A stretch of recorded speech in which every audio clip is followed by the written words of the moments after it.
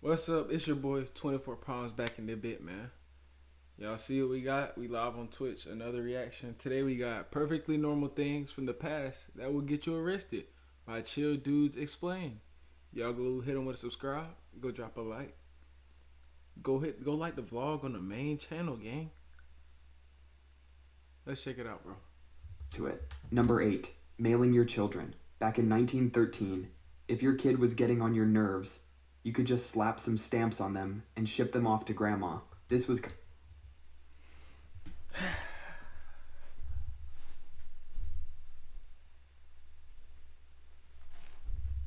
Now, I don't mean to start anything, but if my mom was to go ahead and just ship me out to Sweden or Africa or England, when I get out of that box, I'm gonna ship my ass back right where I came from and give her a hug, Twitch. We're gonna give my mom a hug. If she wasn't completely legal. The Postal Service had just started allowing packages over 4 pounds, and some parents got creative with the definition of package. The first case was in Ohio, where parents mailed their 10-pound baby to grandma's house. They paid 15 cents for postage and insured him for $50. That's right, they valued their baby less than a modern phone case. One of the most famous cases was little Charlotte Mae Pierstorff from Idaho. At age 5, her parents stuck some stamps on her and sent her on a 73-mile train ride to grandma's house. They did this because mailing her was cheaper than buying a train ticket. These kids weren't actually stuffed into mail bags, though. They usually traveled with the mail clerks, who were trusted members of the community. It was basically an early version of Uber. This went on until the Postmaster General found out and banned the practice because apparently children aren't technically mail. Number 7. Public dueling. Imagine walking down the street and seeing two... No, I thought you could still fight in the public. Like, if both of y'all agree to it, I thought y'all could both fight. Or am I tripping? Guys pull out pistols to settle an argument. Today, that would get you arrested instantly. But back in the day, this was just a normal Tuesday afternoon. These weren't just random street fights. They had rules, witnesses, and sometimes even refreshments for the spectators. It was basically like UFC, but with more fancy hats and a higher chance of death. In 1843, 2 guys in France got into an argument over a game of billiards. Instead of using guns or swords, they decided to throw billiard balls at each other. Well, one of them didn't make it home that night. But some people got even more creative with their murder attempts. In 1808, 2 angry Frenchmen took their fight to the skies in hot air balloons. They floated 2,000 feet above Paris and started shooting at each other's balloons. One guy's balloon got punctured and he crashed into a rooftop. The most bizarre duel ever planned involved sausages. 2 German politicians were arguing. Diddy would love that shit. Diddy would love that shit. Hey, if y'all didn't know, my brother actually is part of the Diddy parties. The little nigga y'all seen in here, he be going to the Diddy parties, just letting y'all know. And one suggested they settle it by eating sausages. One sausage would be normal, the other filled with deadly parasites. The duel never happened, but imagine explaining that cause of death. Sorry, ma'am. Your husband lost a sausage duel. Number 6. Selling cocaine and heroin over the counter.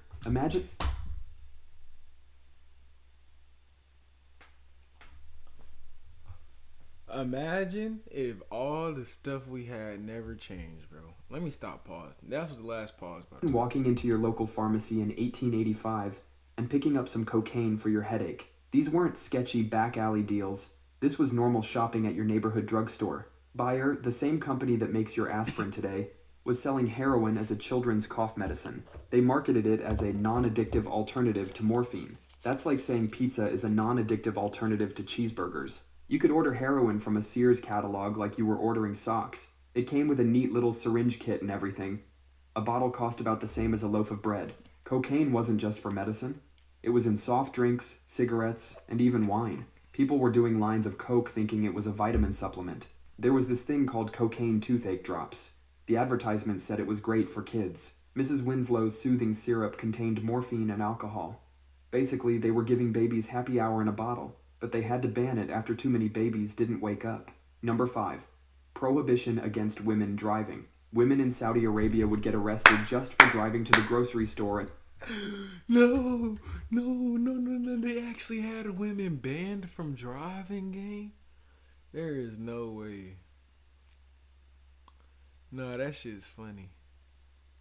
Oh no, that shit's funny. Until 2018. Not the 1800s, not even the 1900s, but 2018. Also, this wasn't some forgotten law 2018? nobody enforced. I was 15. No. I was 15. I was 12 or 13 in 2018, bro. That's crazy. Women were actually getting thrown in jail for driving cars. It's like getting arrested for using a microwave. In 1990, 47 women organized a protest where they all drove through the streets of Riyadh together. They got arrested, lost their jobs, and had their passports taken away. All for doing something you probably did today without thinking twice about it. Some women would dress up as men to drive, complete with fake mustaches. But if they got caught, the punishment was severe. One activist got hit with a 6-year prison sentence. The most absurd part is these same women could fly planes internationally. You could literally pilot a Boeing 747 across continents, but drive a Toyota to the mall and you'd end up in jail. Number 4. Child labor. Back in the day, sending your 5-year-old to work in a factory wasn't just normal, it was expected. These kids weren't learning their ABCs.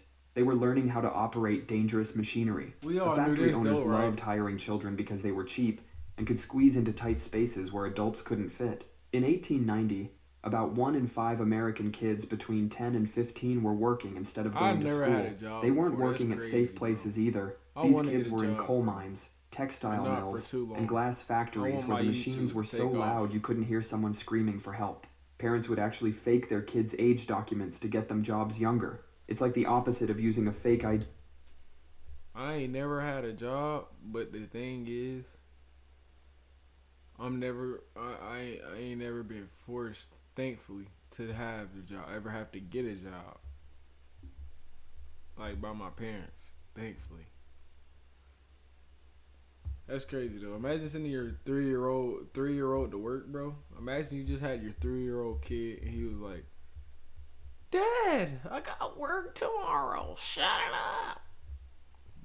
The helly? Wow. to get into a club. They were using fake IDs to get into work. In the early 1900s, a 14-year-old girl named Camilla got a job at a textile mill. Within weeks, her hair got caught in a machine and literally ripped her scalp off. She spent months in the hospital before testifying to Congress. These weren't short shifts either. We're talking 12 to 16 hours a day of nonstop work. Number 3, cemetery picnicking. Back in the 1800s, people weren't just visiting cemeteries to cry. They were having full-on picnics there. These weren't sad little sandwiches either. We're talking fancy tablecloths, wine, and multiple courses. The cemeteries back then were basically parks with extra decorations, beautiful gardens, fancy statues, and plenty of shade from old trees. Cities didn't have many public parks, so people got creative with their outdoor dining spots. Entire families would show up with baskets full of food. In places like Denver, the gatherings grew so large that authorities had to consider stepping in. One guy in 1884 said he was having Thanksgiving with his father. His father was dead, but family dinner is family dinner. The practice was so common that etiquette guides were published for cemeteries, which had rules reminding visitors to be respectful and not treat tombstones like dinner tables. Today, most cemeteries have strict no picnic rules. It's kind of hard to rest in peace when someone's having a barbecue on top of you. Number 2, public spitting. Back in the 1900s, spitting on the street was a... Wait. What did he just say? Sorry for laughing, bro. The dude on the TikTok chat just said, Hey, bro, can you send me some cash for a new rod and a reel? A turtle broke mine today while out fishing. If I wasn't broke, gang, I would send you that shit. Hey, chat. If somebody on the Twitch side got some extra cash, my boy wanna got them new fishing rod. strict no picnic rules. It's kind of hard to... So you can't go to like a cemetery and have like a picnic? I know that's fucking weird, but like if you wanted to, just sit there and like, eat or something, like you can't do that no more? 100-pound turtle? Yo, you live in Georgia by chance? I would love to do a fishing video with you for my main for my video on YouTube. That sounds fire, gang. If you live in Georgia, I gotta get your contact info. I would love to do a fishing video.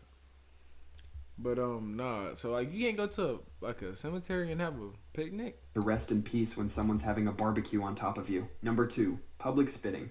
Back in the 1900s, spitting on the street was as normal as checking your phone is today.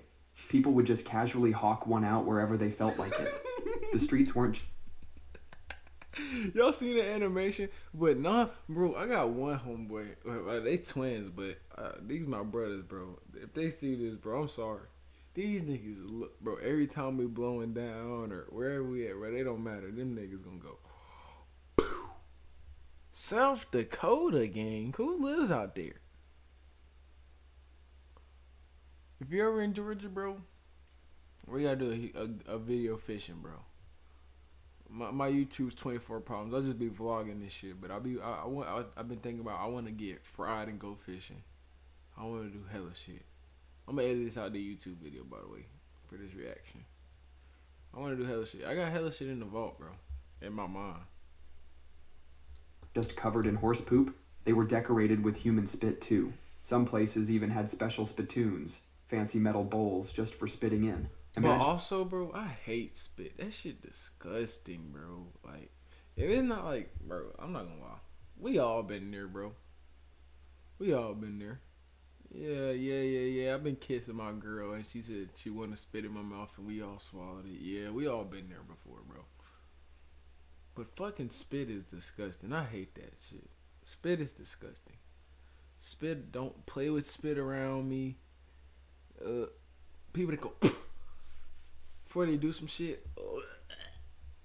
Imagine walking into a fancy restaurant and seeing a spitting section. Table for 2, please, and could we get something near the spittoon? It's our anniversary. Rich people would compete to see who could hit the spittoon from the furthest distance. Most people missed anyway, turning the area around the spittoon into a danger zone. Then tuberculosis started spreading like wildfire through cities. Turns out sharing your saliva with the whole neighborhood isn't great for public health. Your casual spit could literally kill someone. Cities started cracking down hard on spitters. In New York, they'd fine you $500 for spitting. That's about $15,000 in today's money. You could buy a car for what it costs to spit on the sidewalk. Today, spitting in public can get you arrested in some places. In Singapore, you can get hit with a $1,000 fine and even jail time. Unless you're a baseball player, then apparently it's part of your job description. Number 1, going to jail for being broke. Imagine sitting at home when there's a knock at the door. You open it to find a debt collector, but he's not here to negotiate a payment plan. He's here to drag you to jail because you couldn't pay your phone bill. This wasn't some dystopian nightmare.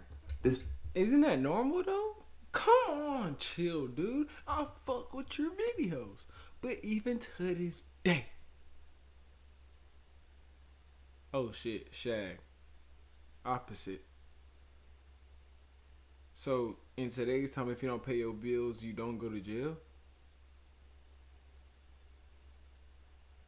Somebody inform me about that. This was everyday life in the 1800s. If you owed someone money, even just the cost of a pizza in today's money, they could throw you in prison. The logic was simple.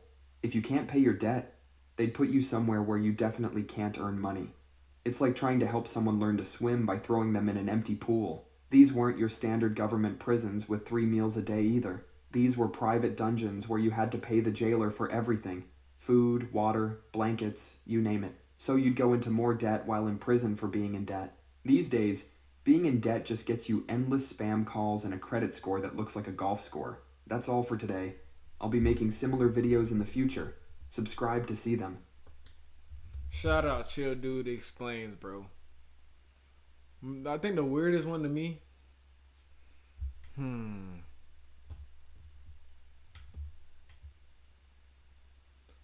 I think is either the spitting or the picnic.